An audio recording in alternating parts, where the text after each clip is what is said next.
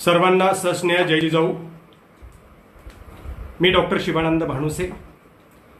आज उद्योग मार्ग या पेजवरून, या फेसबुक पेजवरून आपल्यासमोर लाईव्ह येण्याचं कारण असं आहे की अत्यंत महत्त्वाचा विषय आहे, अत्यंत गंभीर विषय आहे। सध्या महाराष्ट्रामध्ये तो विषय फार गंभीर झालेला आहे। तो विषय आहे मराठा आरक्षण संविधानिक अधिकार। या पेजचे ॲडमिन आमचे मित्र प्राध्यापक भागचंदजी झांजे आणि त्यांचे सर्व सहकारी, या सर्वांविषयी मी कृतज्ञता व्यक्त करतो। आपलं सर्वांचंही मनपूर्वक स्वागत करतो। आज 17 सप्टेंबर मराठवाडा मुक्तीसंग्राम दिन आहे। आपल्याला मराठवाडा मुक्तीसंग्राम दिनाच्या मनपूर्वक शुभेच्छा देतो आणि सुरुवात करतो मराठा आरक्षण संविधानिक अधिकार। मित्रांनो, सुप्रीम कोर्टामध्ये स्थगिती मिळाल्यानंतर ज्या पद्धतीनं आज महाराष्ट्रामध्ये वातावरण झालेलं आहे, अतिशय बिकट परिस्थिती झालेली आहे। काय होणार, कसं होणार, नेमकं काय, पुढे काय करायचं, कुठले पर्याय आहेत, कशा पद्धतीनं पुढे जायचं, असे अनेक प्रश्न निर्माण झालेले आहेत। काल परवाच मराठा सेवा संघाचे संस्थापक अध्यक्ष पुरुषोत्तम खेडेकर साहेब यांची G24 तासवर प्रदीर्घ अशी मुलाखत झाली। त्यातून बऱ्याच कन्सेप्ट क्लिअर झालेले आहेत। अनेक मीटिंग झाल्या, त्या मीटिंगमध्ये सुद्धा आम्ही भूमिका मांडलेली आहे। गेल्या 30 वर्षापासून आम्ही जी भूमिका मांडतो त्या भूमिकेवर आज येऊन ठेपलेला आहे।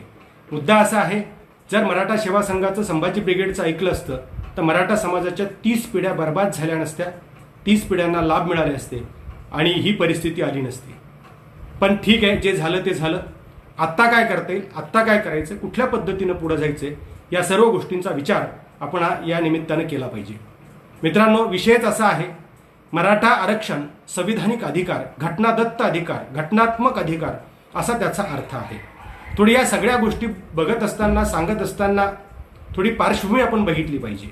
आरक्षण काय आहे, केव्हा दिलं गेलं, कुणी दिलं गेलं, कसं दिलं गेलं, कसं सुरू झालं, कसं आलं, एक थोडक्यात अगदी 2-4 मिनिटांमध्ये आढावा घेऊ आणि नेमकं आपल्याला काय करता येईल त्या पद्धतीनं आपण पुढे जाणं आवश्यक आहे असं मला वाटतं। तर आपण ज्यावेळी आरक्षणाची संकल्पना बघतो त्यावेळी क्रांतिबा महात्मा ज्योतिराव फुले यांनी ही आरक्षणाची संकल्पना मांडली होती। 1881 साली जनगणना झाली होती। त्यानुसार 1882 साली हंटर कमिशन समोर महात्मा ज्योतिराव फुलेंनी जो प्रस्ताव दिलेला होता त्या प्रस्तावामध्ये शूद्रांना आरक्षण द्या, शूद्रांना सवलती द्या, अशा पद्धतीची मागणी ही महात्मा ज्योतिराव फुलेंनी केलेली होती। पुढे छत्रपती राजश्री शाहू महाराज यांनी आरक्षणाची अंमलबजावणी केलेली आहे आणि अंमलबजावणी करत असताना त्यांच्या 2-3 गोष्टी लक्षात आलेल्या होत्या। त्यांनी एक उदाहरण, घोड्यांचं उदाहरण दिलेलं आहे। मस्तवाले घोडे आणि कमकुवत घोडे, आणि एका ठिकाणी चेन्याचा गंज ठेवलेला आहे। सर्व जर सोडून दिले तर मस्तवाले घोडे ते संपून टाकतात आणि कमकुवत घोड्यांना ते मिळत नाही। मग काय करायचं, तर कमकुवत घोड्यांना तिथे सोडून द्यायचं, परंतु त्यांचं थोडं त्यांच्या वाट्याचं वेगळं काढून ठेवायचं, म्हणजे मग कमकुवत घोडे सुद्धा तंदुरुस्त होतील, त्यांची बरोबरी करू शकतील, त्यांच्यासोबत येऊ शकतील, समानता प्रस्थापित होऊ शकेल, अशा पद्धतीची जी संकल्पना होती। त्याचं कारण असं होतं की त्यांच्या राजदरबारामध्ये 1901 मध्ये ज्यावेळी त्यांनी बघितलं त्यावेळी त्यांच्या असं लक्षात आलं की 71 अधिकारी आहेत, 71 पैकी 66 ब्राह्मण आहेत, 5 शिकेपी आहेत आणि असं एखाद दुसरा, म्हणजे बाकी किती समाज किती टक्के आहे, ब्राह्मण समाज जर 3-4% आहे तर मग त्यांचं प्रतिनिधित्व 90-95% जास्त आहे असं त्यांच्या लक्षात आलं। आणि त्यानुसार मग 26 जुलै 1902 रोजी त्यांनी आरक्षण दिलं। त्यामध्ये मराठा समाजाचा समावेश आहे। भास्करराव जाधव हे पहिले आरक्षणाचे लाभार्थी आहेत, हे पण आपण लक्षात घेतलं पाहिजे त्या पद्धतीनं। आणि मग पुढे भारतीय राज्यघटनेमध्ये आरक्षण समाविष्ट करण्याचं काम हे भारतरत्न, विश्वरत्न डॉक्टर बाबासाहेब आंबेडकरांनी केलेलं आहे। SC ST OBC 340, 341 आणि 342 नुसार आरक्षण दिलं जातं आणि 15 आणि 16 नुसार त्या पद्धतीनं सवलती आणि पुढे आरक्षण दिलं जातं। अशा पद्धतीची तरतूद ही भारतीय राज्यघटनेमध्ये केलेली आहे, हे आपण लक्षात घेणं आवश्यक आहे। 1935ला इंग्रजांनी कायदा केला आणि त्या कायद्यानुसार SC STच्या ज्या जाती आहेत त्या आयडेंटिफाय केल्या आणि त्यांना 13 आणि 7% असं 20% आरक्षण देण्याचं काम इंग्रजांनी 1935ला केलं होतं। 1942ला OBCला आरक्षण देण्याचा प्रस्ताव आला, पण दुसरं महायुद्ध सुरू होतं। त्या काळात कुठल्याच अंमलबजावण्या झाल्या नाहीत किंवा 41ची जनगणना सुद्धा पुढे आली नाही। इंग्रजांनी तेव्हा जातीनिहाय जनगणना केली होती, आम्ही त्यानंतर स्वातंत्र्योत्तर काळात जातीनिहाय जनगणना केली नाही। आम्ही फक्त आरोप करत राहतो एकमेकांवर. आम्ही एवढे टक्के, तुम्ही तेवढे टक्के, आम्ही जास्त तुम्ही कमी, आणि त्याचे म्हणजे लाभ मिळत नाहीत. सुप्रीम कोर्ट असो, हायकोर्ट असो, कुठले अध्यादेश काढत असताना संख्या माहीत नाही म्हणून डावलले जातात. अशा पद्धतीनं तो मुद्दा आपण नंतर घेणारच आहोत. पण मुद्दा असा आहे, या पद्धतीनं आरक्षण दिलं गेलं, SC ST ला आरक्षण दिलं, परंतु स्वातंत्र्य मिळाल्यानंतर ओबीसी म्हणजे कोण? SC ST शिवाय अदर बॅकवर्ड क्लासेस, म्हणून ओबीसी. कोण अदर बॅकवर्ड क्लासेस? सोशली आणि एज्युकेशनली बॅकवर्ड असा त्याचा अर्थ आहे. म्हणजे भारतीय राज्यघटनेत ओबीसी सापडणार नाही, पण SC-BC सापडतं. त्याचं कारण आहे सोशली आणि एज्युकेशनली बॅकवर्ड क्लासेस. SC STचा जो C आहे तो कास्ट आहे, आणि ओबीसीचा जो C आहे तो क्लास आहे. हे पण आपण लक्षात घेतलं पाहिजे. आणि ज्यावेळी ओबीसीची अंमलबजावणी होत नाही, 340ची अंमलबजावणी होत नाही, म्हणून डॉक्टर बाबासाहेब आंबेडकरांनी त्यावेळी राजीनामा दिलेला आहे. पंजाबराव देशमुख आणि बाबासाहेब आंबेडकर हे महाराष्ट्रभर फिरलेले आहेत. त्यांनी जनजागृती केलेली आहे आणि दबाव आणलेला आहे. त्यामुळे नेहरूचं सरकार होतं. नेहरूच्या सरकारनं पुण्याचे खासदार काकासाहेब कालेलकर यांच्या अध्यक्षतेखाली आयोग नेमला, केंद्र मागासवर्गीय आयोग. त्या पद्धतीने तो आयोग नेमला आणि मग आयोगानं सर्वेक्षण सुरू केलं. त्या कालेलकर आयोगानं 2399 जाती ह्या पूर्ण देशभर ह्या ओबीसीमध्ये येतात ती यादी दिली. त्या यादीमध्ये मराठा समाजाचा समावेश होता. कालेलकरांच्या यादीमध्ये तो अहवाल 1955ला सादर करण्यात आला. 53ला ते अध्यक्ष झाले, 55ला तो अहवाल सादर करण्यात आला. परंतु मुळात पुण्याचे कालेलकरच ते. कालेलकरांनीच मुळात आरक्षणाला विरोध केला. त्यांनीच राष्ट्रपतीला 30 पानी पत्र लिहिलं, विरोध दर्शवला आणि मग ते सगळं बारगळलं. पण एकंदरीत ओबीसीमध्ये ज्या जाती होत्या त्याची अंमलबजावणी त्या पद्धतीने पुढे थोड्याफार प्रमाणात सुरू झालेली होती. 330, 331 आणि 332 मध्ये हे राजकीय आरक्षण दिलेलं आहे आणि 340, 341 आणि 342 मध्ये हे जातीसाठी हे जे आरक्षण आहे आपलं ते आरक्षण दिलेलं आहे. हे आपण लक्षात घेतलं पाहिजे. 15 आणि 16 नुसार हे आरक्षण त्या पद्धतीनं दिलं जातं, जे आपलं SC-BC आरक्षण दिलं होतं 15/4 आणि 16/4 नुसार वगैरे. सध्या ते दिलेलं आहे, म्हणजे ते सध्या स्थगिती त्याला मिळालेली आहे वगैरे वगैरे. पुढे ज्यावेळी आपण विचार करतो त्यावेळी अत्यंत महत्वाचा मुद्दा, मी डायरेक्टली विषयावर येत असताना 1962ला GD देशमुख समिती नेमण्यात आली होती. GD देशमुख समितीनं अगदी 62 ते 67 पर्यंत त्यांनी सर्वेक्षण केलं आणि त्यामध्ये महाराष्ट्रात कुठल्या जाती ओबीसीमध्ये येतात त्याची यादी जाहीर केली. त्यामध्ये माळी, तेली आणि मराठा या 3 जातींना मात्र त्यांनी ओबीसीमधून वगळलं. 181 वर मराठा होते, 182 वर तेली होते आणि 183 वर माळी होते. या तिघांना वगळलं. परंतु अगदी 4-6 महिन्यातच, काय थोड्याच दिवसात 1968ला म्हणजे 4-6 महिन्यानंतर 181 मराठा समाजाची जागा रिक्त ठेवली गेली आणि 82 आणि 83 वर तेली आणि माळी घेतले गेले. मराठा समाज, मुद्दा असा आहे की त्यानंतर तेव्हापासून 68 पासून ओबीसीतून बाहेर गेला. म्हणजे 1902 ते 1968 जवळपास विचार करा, 65 ते 66 वर्ष मराठा समाज ओबीसीत होता. मराठा समाजाकडून ते हिसकावल्या गेलेलं आहे. कुणबी जातीचा मात्र समावेश सातत्याने पुढे झालेला आहे, हे आपल्याला सगळ्यांना माहीत आहे. त्यानंतर मंडल आयोग आला. आता मंडल आयोग मी सविस्तर आपल्याला सांगणार नाही, परंतु 1989 मध्ये मंडल आयोग स्वीकारला गेला आणि 143 नंबरला कुणबी जात घेतली. मराठांना मात्र तिथे परत एकदा डावलण्यात आलं. त्या पद्धतीने ते डावलल्या गेलेलं आहे. आणि म्हणून मंडल आयोगानं 52% ओबीसी आहेत देशात म्हणून 27% आरक्षण हे दिलं. त्या पद्धतीने ते पुढे सुरू झालेलं होतं. पण मुद्दा असा आहे की 89ला मंडल आयोग आला. त्यानंतर 1990ला मराठा सेवा संघाची स्थापना झाली आणि 1991ला मराठा सेवा संघाचा पहिला वर्धापन दिन होता. त्या पहिल्या वर्धापन दिनाच्या दिवशी, त्या वर्धापन दिनाला महाराष्ट्र राज्याचे तत्कालीन मुख्यमंत्री सुधाकरराव नाईक हे आले होते. आणि ज्यावेळी कार्यक्रम होता, कार्यक्रमाच्या अगोदर जी चर्चा झाली त्या चर्चेमध्ये आदरणीय पुरुषोत्तम खेडेकर साहेब म्हणाले की सरसकट मराठे सगळे ओबीसीत असले पाहिजे. त्यावेळी धाबेकर साहेब आणि अजून 1-2 मराठा नेते त्या ठिकाणी होते. ते असं म्हणाले की ऑलरेडी पंजाबराव देशमुखांनी सांगितलंय आणि सर्व आपण कुणबी आहोत, कुणबीमध्येच आहोत, त्यावेळी खेडेकर साहेब म्हणाले की जरी आपण विदर्भातले खानदेशमधले असले तरी मराठवाड्यात मात्र इंग्रजांचं राज्य नव्हतं, तिथं निजामांचं राज्य होतं, तिथे इंग्रजांच्या नोंदी नाहीत, कुणबीची नोंदी नाहीत, त्यामुळे सरसकट ते सुद्धा ओबीसीत यावेत आणि पश्चिम महाराष्ट्र किंवा अजून तिकडे काही प्रॉब्लेम आहेत ते सुद्धा सरसकट यावेत. त्यावेळी सुधाकरराव नाईक हे नॉन मराठा आहेत, पण तरी सुद्धा त्यांनी पुढाकार घेतला आणि म्हणाले की आमचे नेते शरदराव पवार, मी त्यांच्याशी चर्चा करतो आणि लगेच हा प्रश्न आपण मार्गी काढू. परंतु तो प्रश्न मार्गी निघाला नाही. पुढे काय झालं, भिजत घोंगडं काय झालं, असे अनेक प्रश्न निर्माण होतात, कसं झालं, पण ते तसंच पडलं आणि मराठ्यांना आरक्षण मिळालं नाही, मराठ्यांचा ओबीसीत समावेश झाले नाही. 67 वर्ष जवळपास मराठे ओबीसी होते, हिसकावून घेतलं गेलं, परंतु परत 60-65 वर्ष मराठ्यांना बाजूला ठेवण्याचं षडयंत्र हे कुणी केलं, कसं केलं हे आपल्याला सगळ्यांना माहीत आहे, आपण सगळे समजू शकता. पण आता पुढे काय करायचं या दृष्टीने आपण विचार करू. मुद्दा असा आहे की सुप्रीम कोर्टाची सुनावणी चालू असताना इंदिरा साहनी असं प्रकरण सांगितलं जात होतं. 50% मर्यादेचा प्रश्न सातत्यानं सांगितला जात होता. पण मुद्दा असा आहे की इंदिरा साहनीमध्ये बाकीच्याही गोष्टी बऱ्याच सांगितलेल्या आहेत. आरक्षणाचा 10 वर्षानं रिव्ह्यू घेतला पाहिजे असं सुद्धा सांगितलेलं आहे आणि त्यापुढे जाऊन राज्य मागासवर्गीय आयोगाचं गठन केलं जावं.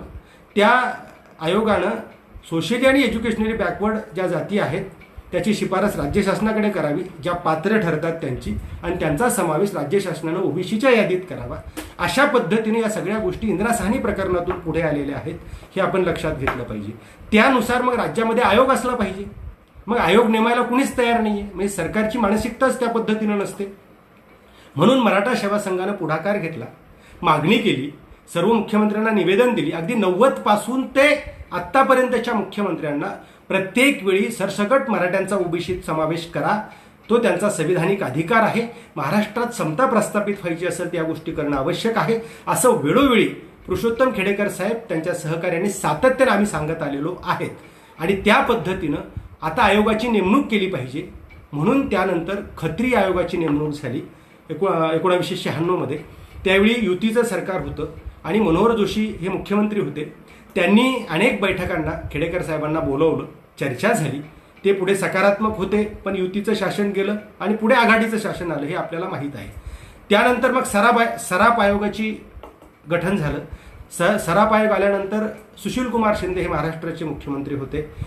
त्यांनीही पुढाकार घेतलेला आहे, हे पण लक्षात घ्या. नॉन मराठा असून सुद्धा दोघंही त्यांनी पुढाकार घेतलेला आणि ते म्हणाले होते की कुणबी मराठा, मराठा कुणबी अशा पद्धतीनं या नोंदी या लातूर, बीड, जालना जिल्ह्यातही सापडतात.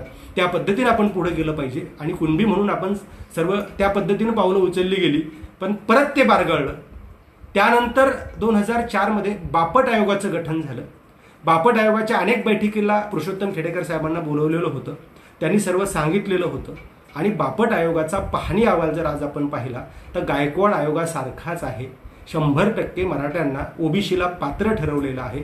सर्व सदस्य, जवळपास एखाद दुसरा सदस्य सोडला तर सर्व सदस्य हे अनुकूल आहेत. मतदानाची पद्धत होती आणि त्यामध्ये तत्कालीन राज्यकर्त्यांनी दुर्लक्ष केल्यामुळे मराठा समाजाचा ओबीसीत समावेश होऊ शकलेला नाही. कारण ज्यावेळी आपण बापट आयोगाचा पाहणी अहवाल बघतो त्यावेळी लक्ष्मणराव गायकवाड हे पॉझिटिव्ह आहेत, DK गोसावी हे पॉझिटिव्ह आहेत, डॉक्टर अनुराधा भोईटे ह्या सुद्धा ओबीसीत समावेश करायला पॉझिटिव्ह आहे. देवगावकरांचं मत सुद्धा म्हणतात क्रिमिलेअर लावा पण मराठ्यांना ओबीसीत घ्या, ते सुद्धा म्हणतात. CB देशपांडे सुद्धा म्हणतात लातूरची परिस्थिती मी बघितली, अत्यंत बिकट आहे, तो मुख्यमंत्र्याचा जिल्हा आहे, असं ते त्यावेळी असं म्हणाले होते. म्हणून मराठ्यांना ओबीसीत घ्यावं. भांबरे सुद्धा त्यांचा मृत्यू झालेला होता, तरी अगोदर त्यांचा जो सगळा अहवाल होता अगोदर आलेला तो सुद्धा त्यांनी सांगितले मराठा ओबीसीला पात्र आहेत. मग एवढं जर असेल तर इनलिगल शेवटच्या 3 महिन्यात भांबरे सरांचा मृत्यू झाल्यामुळे डॉक्टर रावसाहेब कसबेंची नेमणूक करण्यात आली आणि कसबेंनी शेवटच्या 3 महिन्यात कुठलंही सर्वेक्षण केलं नाही, कुठलीही पाहणी केली नाही, कुठलीही माहिती घेतली नाही आणि विरोध करून टाकला. म्हणजे हे अजबच आहे. अशा पद्धतीने ते झालेलं आहे. त्यामुळे खेडेकर साहेबांचं त्याच्यावर एक सविस्तर पुस्तक आहे की बापट आयोगात मराठा आरक्षणाचा खून झाला. ते पुस्तक देवेंद्र फडणवीसांनी मुख्यमंत्री असताना ते अधिवेशन चालू असताना अर्ध पुस्तक वाचून दाखवलं. मग एवढं तर कळलं होतं, मग त्या पद्धतीनंच का केलं नाही? तर ते त्या पद्धतीने केलं नाही, फक्त पुस्तक वाचून दाखवण्याचं काम देवेंद्र फडणवीसांनी तेव्हा केलं. बापट आयोगानंतर राणे समिती, आता राणे समिती ही जरी घटनाबाह्य समिती असली तरी सुद्धा राणे समितीनं जमा केलेला डेटा फार महत्त्वाचा आहे. कारण त्यामध्ये मराठा समाज सोशली, एज्युकेशनली आणि इकॉनॉमिकली हे तिन्ही दृष्टीनं कसा मागास आहे हे सिद्ध होतं. आणि ती सूर्यप्रकाश आहेत का ते सत्य आहे, ते काही वेगळं सांगण्याची गरज नाही आहे. त्या राणे समितीने तेवढं एक काम केलेलं आहे. नंतर त्यांनी 16% आरक्षणाची शिफारस पण केली, ते लागू पण झालं, पण ते टिकणार नाही. त्यावेळी आमचं सांगलीचं अधिवेशन चालू होतं संभाजी ब्रिगेडचं, त्याचवेळी आम्ही सांगितलं, सर्व जल्लोष करत होते, आम्ही विरोध करत होतो की हे टिकणार नाही. पुढे काय झालं तेच झालं. म्हणजे किती वेळा आपण पर्याय देणार आहोत आणि किती वेळा समाजाची माती करणार आहोत. सर्व गोष्टी म्हणजे अगदी पात्र असताना सुद्धा 30 पिढ्या आम्ही बर्बाद केल्या पर्याय देऊ त्या पद्धतीने. ते झालं. त्यानंतर भाटिया आयोग होता, तो सायलेंट आयोग. पुढे काय झालं ते काही कळलं नाही. आणि मग ज्यावेळी कोपर्डीचं प्रकरण घडलं, 58 मुक मोर्चे निघाले, मागण्या पुढे आल्या. मुळात जी मागणी आरक्षणाची होती ती मागणी पुढे आली. जगात सर्वात मोठं असं आंदोलन झालं, जगाला आदर्श घ्यावा असं ते आंदोलन झालं. आणि मग तरी सुद्धा मुख्यमंत्री म्हणत होते नागपूरच्या अधिवेशनात की मला मराठ्यांना आरक्षण द्यायचंय, पण आयोगच नव्हता. आरक्षण देण्याचं महत्वाचं इन्स्ट्रुमेंट काय आहे तर राज्य मागासवर्गीय आयोग आहे. मग मराठा सेवा संघानं, संभाजी ब्रिगेडनं आम्ही पत्र दिलं, निवेदन दिले आणि मग न्यायमूर्ती म्हसे साहेबांच्या अध्यक्षतेखाली आयोगाचं गठन झालं. परंतु दुर्दैवानं म्हसे साहेबांचं निधन झालं. त्यानंतर मग न्यायमूर्ती एम जी गायकवाड साहेब यांची आयोगावर नेमणूक करण्यात आली आणि आयोगानं काम सुरू झालं. आयोगाला टाइम बाउंड देण्यात आला, इन्फ्रास्ट्रक्चर सगळं उपलब्ध करून देण्यात आलं आणि आयोगानं काम सुरू केलं. सुरू केल्यानंतर लाखो मराठ्यांनी त्या ठिकाणी जाऊन निवेदनं दिली, सगळ्यांनी दिली आणि वस्तुस्थिती समोर आणली, म्हणजे सगळे पुरावे समोर आणले आणि आयोगानं त्या पद्धतीनं मग पॉझिटिव्ह अहवाल दिलेला आहे. 100पेक्षा जास्त पुरावे कुणबी आणि मराठा एकच आहेत. एक प्रकरण आहे स्वतंत्र. अहवाल जर आपण पाहणी अहवाल जर वाचला त्यामध्ये आपल्या लक्षात येईल. आणि पुढच्या काही गोष्टी अशा आहेत की 100पेक्षा जास्त पुरावे तर आहेत. काही महत्त्वाच्या गोष्टी तुम्हाला या ठिकाणी सांगतो की 1881च्या जनगणनेमध्ये बॉम्बे गॅजेटरमध्ये त्याच्यात सांगितले की मराठा आणि कुणबी एकच आहे. म्हणजे महत्त्वाचे पुरावे आहेत तेव्हापासूनचे. 1881च्या जनगणनेमधले ते पुरावे आहेत. म्हणजे मराठा कुणबी एकच. रोटी बेटी रीतिरिवाज एकच. बॉम्बे गॅजेट पुणा या रेकॉर्डमध्ये सुद्धा ते सापडतं. शेती करणारा मराठा कुणबी हे अमरावती पेज 148 वर सापडतं. वर्ध्याच्या पेज 180 वर सापडतं. तर तत्कालीन हैदराबाद गॅजेटमध्ये त्यामध्ये सुद्धा मराठा कुणबी एकच आहेत हे रेकॉर्ड सापडतं. जाट पडताळणी समिती पुणे 1996ला कांताबाई इंगळे हे सांगत असताना त्यांनी सुद्धा सांगितले मराठा कुणबी एकच आहे. अशी 100पेक्षा जास्त पुरावे दिलेले आहेत. अनेक लोक म्हणतात की मराठा मागास कसा. 2-4% मराठे जर सोडले ना तर 96-97% मराठ्यांची अवस्था म्हणजे 90%ची तर बिकट आहे. मधले 5-6% बरे असतील, परंतु अतिशय वाईट अवस्था आहे. म्हणजे इकॉनॉमिकली तर आहेच आहे, पण सोशली आणि एज्युकेशनली सुद्धा, शैक्षणिक आणि सामाजिक सुद्धा परिस्थिती भयानक आहे. अशा पद्धतीने या सगळ्या गोष्टी आहेत. आपण जर अगोदरपासून जर विचार केला तर जगद्गुरू तुकोबाराय म्हणतात, बरं झालं देवा कुणबी झालो, नाही तर दंभेची असतो मेलो. शिवाजी महाराजांचा राज्याभिषेक नाकारला गेला, संभाजी राजांना त्रास दिला गेला, प्रतापसिंहांना त्रास दिला गेला, शाहू महाराजांच्या बाबतीत वेदयुक्त प्रकरण घडलं. हे कशाचे पुरावे आहेत? सामाजिक मागासलेपणाचेच पुरावे आहेत ना. आणि कर्वेंनी महर्षी शिंदेच्या बहिणीचा प्रवेश नाकारला होता म्हणजे काय? शूद्र आहेस म्हणून असं म्हटलं होतं. शेतकऱ्याच्या आसूडमध्ये सुद्धा महात्मा ज्योतिराव फुले म्हणतात मराठा ही जात नाही आहे, कुणबी ही जात आहे. पंजाबराव देशमुखांनी अमरावतीच्या शिवाजी कॉलेजमध्ये भाषण देताना आपण सर्व कुणबी आहोत, शेती करणारे असं सांगितलं होतं. ज्ञानेश्वर महाराज त्यांच्या ज्ञानेश्वरीमध्ये माझी मराठाची बोल कौतुके परी अमृतातही पैजा जिंके. मराठा म्हणजे जातीसाठी नाही आहे, हे पण लक्षात घ्या. राष्ट्रगीतामध्ये पंजाब सिंध गुजरात मराठा असं म्हटलेलं आहे. म्हणजे हे सगळे मूळ कुणबी आहे. पण काय झालं, मराठा माग, मराठा साळी, मराठा कोळी, मराठा चांबार असं सगळं होतं. पण बाकीच्यांनी काय केलं, मराठा काढून टाकलं, ते ठेवलं. आणि कुणब्यांनी, बऱ्याच मराठवाड्यात कुणब्यांनी काय केलं, कुणबी काढून टाकलं आणि मराठा ठेवलं. म्हणजे हे मूळ कुणबी आहे. हे आपण लक्षात घेत नाही, ते आपण लक्षात घेणं आवश्यक आहे त्या पद्धतीनं. आणि मागास जर आज जर आपण सर्वेक्षण राज्य मागासवर्गीय आयोग तर त्याच्यात ते आलंच आहे, परंतु आपण जर प्रत्यक्ष वास्तव जर पाहिलं तर आजही रूढी, परंपरा, अंधश्रद्धा, जादूटोणा, कर्मकांड हे यात बुडालेला आहे समाज, हे आपण लक्षात घेतलं पाहिजे. आणि आर्थिक दुर्बल हे तर आहेच. जमिनीचे वाटे झाले, एकर एकर दीड एकर गुंठ्यावर येऊन ठेपलेला आहे. शिलिंगचा कायदा आला तेव्हापासूनच वाट लागायला सुरुवात झालेली होती. या सगळ्या गोष्टी त्यामध्ये आहेत. स्त्रियांच्या बाबतीत तर स्त्रिया आजही चूल आणि मुलं मागासच आहेत. आजही उघड्यावर स्वच्छावर किती ठिकाणी संडास नाहीत. म्हणजे कितीतरी म्हणजे 50% जास्त मराठा समाजाच्या घरात संडास नाहीये, अशी परिस्थिती आहे. याच्यापेक्षा वेगळं मागास पण असणं म्हणजे कोणतं असू शकतं? ही वस्तुस्थिती आहे. हे ओबीसीला पात्र आहे, हे सातत्यानं सिद्ध झालेलं आहे. आणि म्हणून गायकवाड आयोगानं 16% आरक्षण दिलं. ते 16% आरक्षण दिल्यानंतर त्याला मुंबई हायकोर्टात चॅलेंज झालं. मुंबई हायकोर्टानं 12 आणि 13% केलं. आता प्रश्न मला परत हा पडतो, जातनिहाय जनगणनाच झालेली नाही तर तुम्ही टक्केवारी काढता कुठून आणि टाकता कुठून? एकदा जातनिहाय जनगणना होऊ द्या ओबीसीसह, म्हणजे दूध का दूध पाणी का पाणी तर होऊ द्या ना. कोण किती आहेत मग लक्षात येईल. ओबीसी किती आहेत, मराठा किती आहेत, मुस्लिम किती आहेत, ब्राह्मण किती आहेत, त्या पद्धतीनं करता येईल ना. वास्तव काय आहे ते बघितलं पाहिजे ना आपण. दावा तर सगळेच करतात, मुद्दा तो महत्वाचा आहे. त्याला चॅलेंज झालं. जयश्री पाटीलनं ते चॅलेंज केलं. गुणरहित सदावर्ते आपल्याला सगळ्यांना माहीत आहे की ठीक आहे, चॅलेंज करण्याचा लोकशाहीमध्ये अधिकार आहे. कोर्टात जाण्याचा, न्यायालयात जाण्याचा प्रत्येकाला अधिकार आहे. त्याबद्दल मला काहीच म्हणायचं नाही. पण ज्या पद्धतीनं सुप्रीम कोर्टाची सुनावणी संपल्यानंतर, स्थगिती मिळाल्यानंतर गुणरत्न सदावर्ते बोलले, ते अतिशय घाणेरडं बोलले. म्हणजे अशी माणसं समाजामध्ये तेढ निर्माण करत असतात. म्हणजे बाबासाहेब म्हणजे केवळ एका जातीचेच, बाबासाहेबांनाही संकुचित, महापुरुषांना संकुचित करत असतात. आणि शाहू महाराजांनी आरक्षण दिलेले ते विसरतात. म्हणजे अशी सुद्धा काही लोक असतात की जे जाणीवपूर्वक अराजकता निर्माण करणे, जाती धर्माधर्मात संघर्ष निर्माण करण्याची कामं, काही उपद्व्यापी लोक असतात. त्यापैकी ते एक आहेत असं मला स्पष्ट सांगायचं आहे. चॅलेंज केल्याबद्दल मला काही म्हणायचं नाही, पण ते जे बघतात ना येऊन सोशल मीडियावर, ते फार वाईट आहे असं मला सांगायचं. पण ते जाऊ द्या, तो विषय आपला नाही. मग हे जे आरक्षण दिलं गेलं होतं आपल्याला 50% वरचं वेगळं आरक्षण दिलं गेलेलं, 12 आणि 13% शिक्षण आणि नोकऱ्यांमध्ये, तर ते 15/4 आणि 16/4 मध्ये राज्य सरकारच्या अखत्यारीत ज्या सवलती येतात त्या सवलती देण्याचं काम राज्य शासनानं केलेलं आहे. मग ते सुप्रीम कोर्टात म्हणजे हायकोर्टानं त्याला दिल्यामुळं सुप्रीम कोर्टात त्याला जयश्री पाटीलनं चॅलेंज केलं. चॅलेंज केल्यानंतर ते घटनापीठाकडे पाठवलं पाहिजे असा प्रस्ताव त्यावेळी आला. घटनापीठाकडे, कारण तो 50% वरचा मुद्दा आहे, घटनात्मक आहे, तो ओके. तशी मागणी झाल्यानंतर महाराजा सयाजीराव गायकवाड न्यायदान कक्षाची व्याख्यानमाला सुरू होती मराठा सेवा संघाच्या पेजवरून. त्यावेळी समारोप करताना पुरुषोत्तम खेडेकर साहेब म्हणाले होते की कदाचित घटनापीठाकडे पाठवत असताना त्याला स्टे दिला जाऊ नये, ही भीती त्यांनी, हा धोका त्यांनी तेव्हाच व्यक्त केला होता. तो धोका तेव्हा व्यक्त झाला आणि दुर्दैवानं त्याला स्थगिती देऊन पुढे पाठवलं. त्यावर अनेक प्रश्न या निमित्तानं उपस्थित होतात.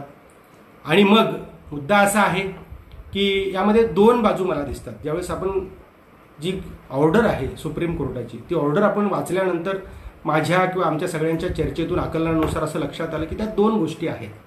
की पहिली गोष्ट अशी आहे की अपवादात्मक परिस्थिती सिद्ध करता आली नाही असं एक त्यामध्ये एक जाणवतं. दुसरी गोष्ट त्यामध्ये अशी जाणवते की आपण सगळ्यांनी गृहीत धरलं की जसं EWS किंवा तामिळनाडू किंवा आंध्राचं आरक्षण कायम ठेवून घटनापीठाकडे गेलं तसंच जाईल, गृहीत धरणं सुद्धा किंवा आपल्याला असं वाटलं ते सुद्धा आपलं चुकलं असा त्याचा अर्थ होतो. मुद्दा काय आहे, गृहीत म्हणजे आपण का गृहीत धरलं, इंटरिम ऑर्डर कोर्ट करू शकत नाही असं गृहीत धरलं, हे वकिलांचं, सिनियर काउन्सिलचं काय सगळ्यांचं चुकलं असं त्यातून एक निदर्शनास येतं. आणि दुसरी गोष्ट, स्त्रीवादाची लढाई सुरू होती, म्हणजे सत्ताधारी विरोधकाची आणि बाकीच्यांची पण, कुणाकुणाची तुम्हाला सगळ्यांना माहिती आहे. त्यातून हे सगळ्या गोष्टी होऊ शकतात. महादी वक्ता त्या ठिकाणी उपस्थित नव्हते, फडणवीसांनीच मला जाऊ दिलं नाही असं ते आता सांगतायत. म्हणजे म्हणजे हे सगळे मिळून राजकारण करतायत आणि मराठा आरक्षणाची माती करतायत असा त्याचा अर्थ होतो. EWSच्या बाबतीत EWSला कसा स्टे दिला नाही, याला कसा दिला, त्यातून एक मुद्दा आहे. हे 15/4 आणि 16/4 नुसार आहे, ते 15/6 आणि 16/6 नुसार घटनादुरुस्ती करून दिलं असं एक त्यातून जाणवतं. आणि तामिळनाडू इतर आरक्षण ते संसदेतून आलेले आहेत. शेड्यूल 9 जरी 7 पासून नसलं तरी अगोदर 7 मध्ये शेड्यूल 9 मध्ये होतं, 7च्या अगोदर. त्या पद्धतीची एक चर्चा त्यातून आपल्याला लक्षात येते. ही झाली एक बाजू, म्हणजे जर ते सगळे सांगत असतील या पद्धतीनं. तर दुसरी बाजू महत्वाची ही आहे की अपवादात्मक परिस्थिती सिद्ध करता आली नाही असं जर सुप्रीम कोर्ट म्हणत असेल तर मुळात अहवाल हा न्यायालयाच्या पटलावर ठेवलाच नव्हता. विषय चर्चा काय चालली होती की घटनापीठाकडे पाठवायचे की नाही त्याच्यावर फक्त चर्चा चालली होती. मग ॲज इट इज पाठवून द्यायला काय हरकत होती? घटनापीठाने ठरवलं असतं ना स्थगिती द्यायची का कायम ठेवायचं का नाही ठेवायचं, घटनापीठाचा अधिकार होता. म्हणजे ती मेक मारण्याचं काम कोर्टानं त्या पद्धतीनं केलेलं असं आपल्याला दिसतं. दुसरं आहे की मुद्दा असा आहे की हे ऐकण्याचा अधिकार आम्हाला नाही, मग हे घटनापीठाकडे पाठवायचे. मग तुम्हाला जर घटनापीठ ऐकण्याचा अधिकार नाही, घटनापीठ ते ठरवणार आहे, मग स्थगिती देण्याचा अधिकार तुम्हाला कोणी दिला? कशासाठी, कसं, असाही प्रश्न निर्माण होतो. तिसरा मुद्दा असा आहे की 50% मर्यादा ओलांडली घटनाबाह्य असं सुप्रीम कोर्ट जर म्हणत असेल तर तामिळनाडूसह 28 राज्यात 50% मर्यादा ओलांडली आहे. महाराष्ट्रात सुद्धा 52% आरक्षण आहे आणि EWS तर 10% दिलेलं आहे. ठीक आहे ना, जे काय असेल ते घटनापीठाने ठरवलं असतं ना, तुम्ही कशाला ठरवलं? तो एक विषय. ओपनवर अन्याय होतो असा नंतरचा मुद्दा आहे. EWS आरक्षण आल्यामुळे ओपन कोण आहे? ओपन कुठली जात आहे? कुठली जात ओपनमध्ये येतं सांगा? येतच नाही आहे. म्हणजे मुद्दा असा आहे की यामध्ये राजकीय वास येतो. हे ठरून काही गोष्टी होताना दिसत आहेत.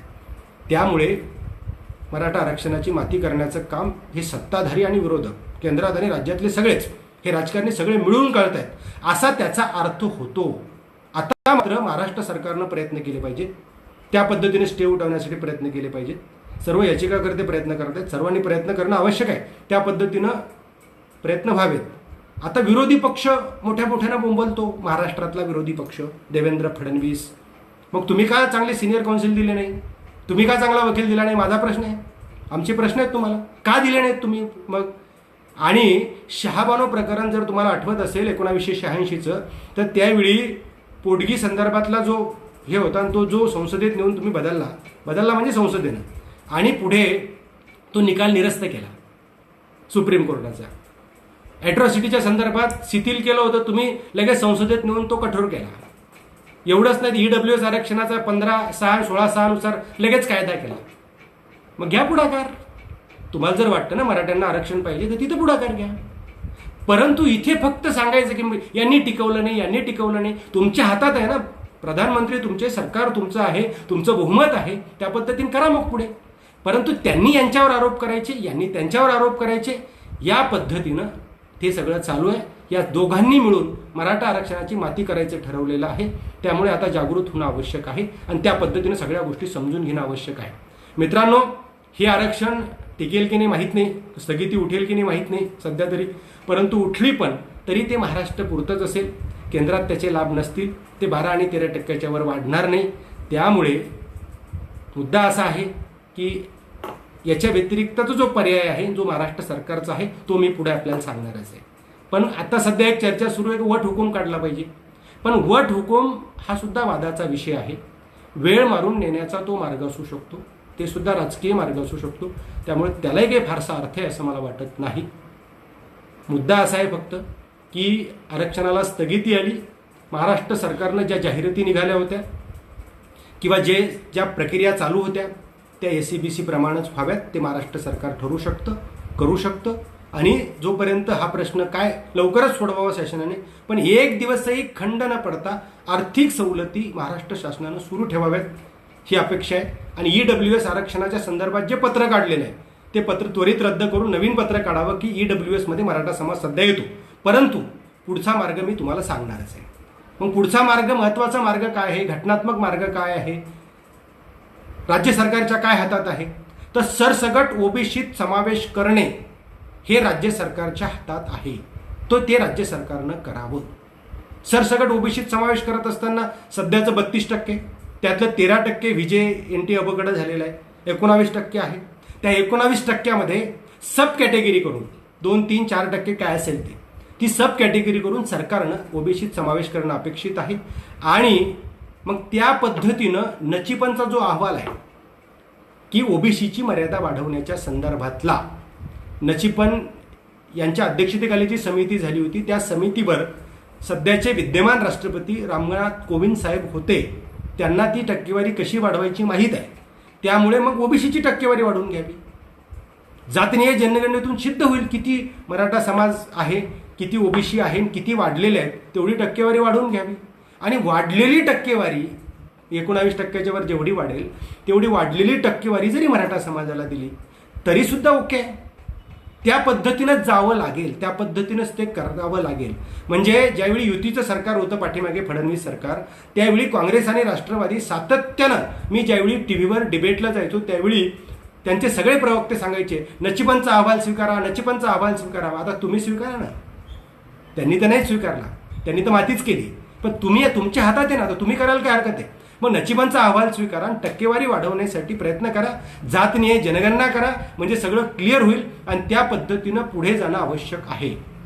ओबीसी नेते आज म्हणतात, म्हणजे प्रेस घेऊन सांगतात की मराठा समाजाला हे ओबीसीत घेणं योग्य नाही.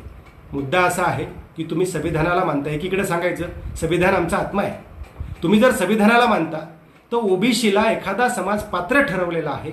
ज्या समाजावर 60 वर्ष अन्याय झालेला आहे, जो ओबीसीच होता अगोदर 60-62 वर्ष सोबत होता, त्याच्यावर अन्याय झाला, त्याची काहीही चूक नसताना, आणि आता जर तुम्ही असं म्हणत असाल तर असंविधानिक आहे, हे घटनाबाह्य तुम्ही बोलतायत. आणि मग संविधान तुमचा आत्मा कसा असू शकतो? संविधानाला मानणारे नेते कुणीच म्हणू शकत नाहीत. याही गोष्टी आम्ही लक्षात घेतल्या पाहिजे. त्या पद्धतीनं या सगळ्या गोष्टी आपण समजून घेणं आवश्यक आहे. मुद्दा असा आहे की ओबीसीला पात्र असताना नाकारणे हे असंविधानिक आहे, हे आपण लक्षात घेतलं पाहिजे. त्या पद्धतीनं आपण विचार करणं आवश्यक आहे. कारण राज्य मागासवर्गीय आयोगानं मागासले पण सिद्ध केलेलं आहे, सोशली आणि एज्युकेशनली, सामाजिक आणि शैक्षणिक दृष्ट्या. तो विधिमंडळामध्ये अहवाल मांडलेला आहे, तो 100% मतानं संमत झालेला आहे, तो सरकारनं स्वीकारलेला आहे, विधिमंडळानं स्वीकारलेला आहे, मुंबई हायकोर्टाने त्याला मान्यता दिलेली आहे. आता तो सुप्रीम कोर्टाकडे पेंडिंग आहे. म्हणजे मुद्दा असा आहे की राज्य मागासवर्गीय आयोगाचं कामच काय असतं? राज्य मागासवर्गीय आयोगाचं काम काय असतं? ओबीसीला ती जात पात्र आहे की नाही ते ठरवण्याचं.